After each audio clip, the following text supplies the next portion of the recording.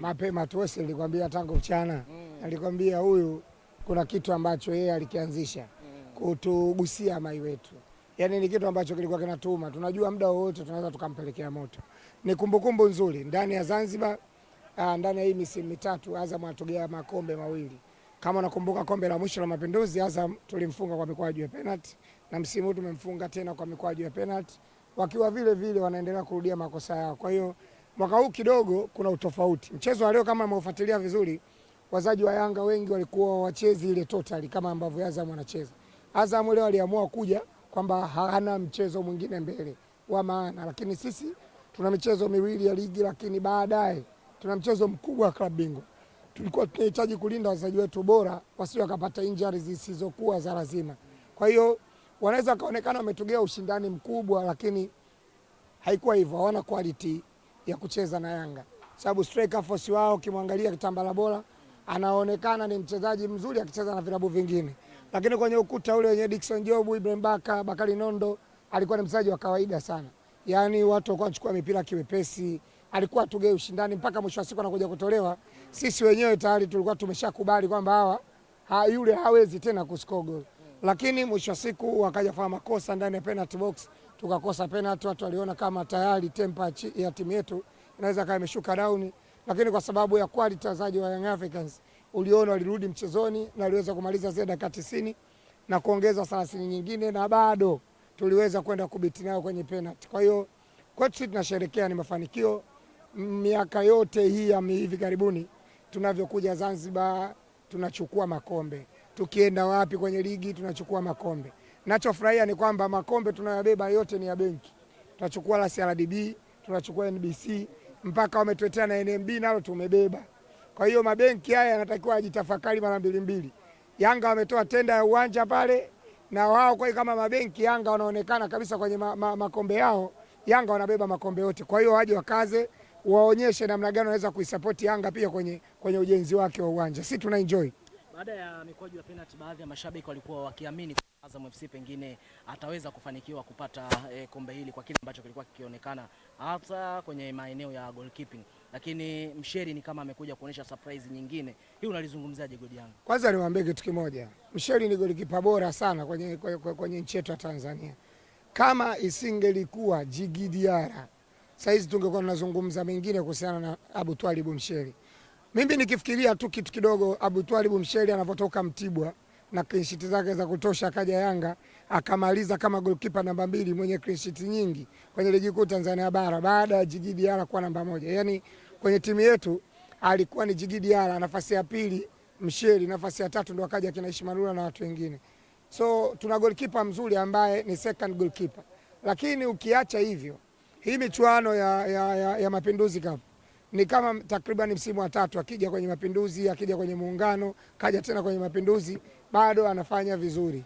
So far inaonyesha kwamba tuna goalkeeper mzuri ambaye ni backup ya goalkeeper wetu namba 1 Djigui Diarra. Lakini kubwa kuliko lote kwenye mikwaju ya penalty, Abu Twalib Msheri huwezi kumfunga mikwaju ya penalty 5 yote, labda kama umjui. Na kama unamtambua vizuri michuano hii yote karibuni 3-4 mfululizo, Abu Twalib anaondoka na penalty. Kwa hiyo mimi naamini ni muda sahihi sasa wa kocha wa national team kufikiria kwamba kwenye eneo la goalkeeping halina ulazima wa mchezaji wa national team kwamba aonekane anacheza kila siku. Angalia kiwango chake, anacheza kwenye club gani, anapata upinzani gani, ili wewe uweze kumuita kwenye national team. Magolikipa wenu wengi ambao wanaitwa national team ya taifa Tanzania hawana quality ya Abu Twalib, hawana quality ya Abu Twalib Msheri. Hili mimi nitalipinga milele na milele daima. Msheri ana quality kubwa kuliko magolikipa wengi wa national team ya Tanzania.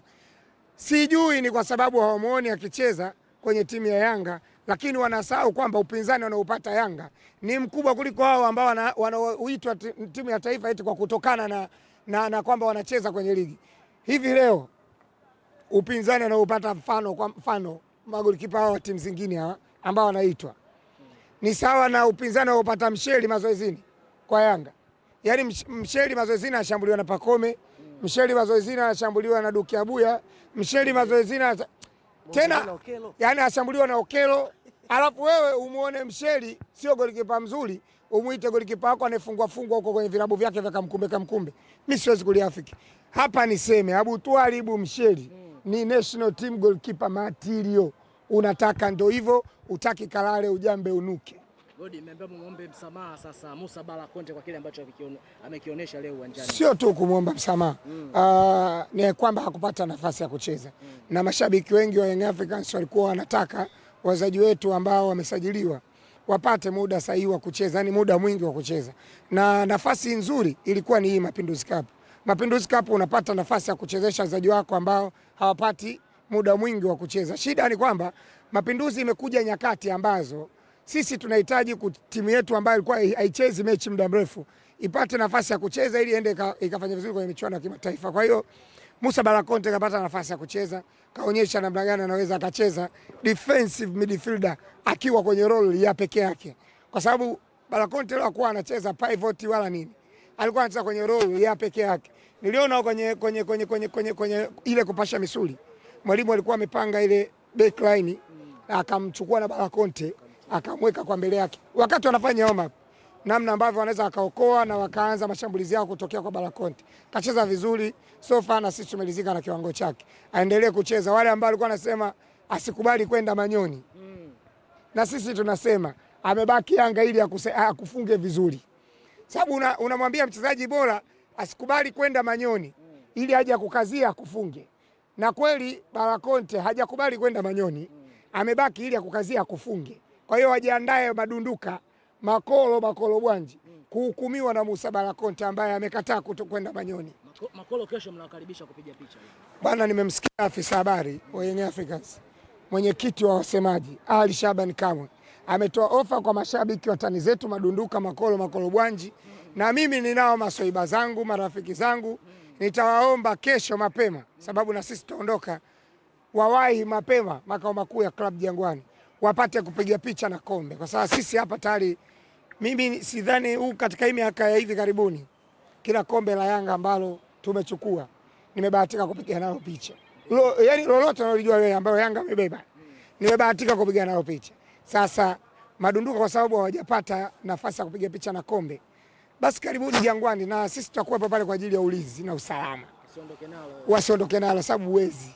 Mashabiki wa Simba ni wezi. Yaani ulinzi na usalama tutakuwepo pale kuwalinda wachezaji mashabiki wao wasije wakaondoka na kombe letu, hili kombe zuri. Mwinyi kaliweka kombe jipya na sisi tunalitamani endelee kubaki pale Jangwani. Kwa hiyo nyie kamkumbe nyinyi. Manake tunawajua kina Mzalamo, nyie kamkumbe kina Mchome. Kesho mtakapokuja Jangwani kupiga picha na kombe letu. Na Mchome alikuwa anapiga sana picha na makombe yenu. Mwaka huu kapata ofa ya tangazo limetoka. Msije mkamwonea wivu mwenzenu. Mwenzenu huwa ana hamu ya kupiga nalo picha. Na hapa mwenyekiti katangaza isiwe kwa Mchome peke yake, waje na wengine. Sasa kama hujisikii basi lala nyumbani. Lakini unajisikia mashabiki wa Simba mmekaribishwa. Na nyinyi waandishi muwe mashahidi, muwepo kuanzia saa 4 muone ni shabiki gani wa Simba wamekuja kupiga picha na kombe letu. Sisi tutakuja tujue. Karibuni bwana, enjoy. Huyu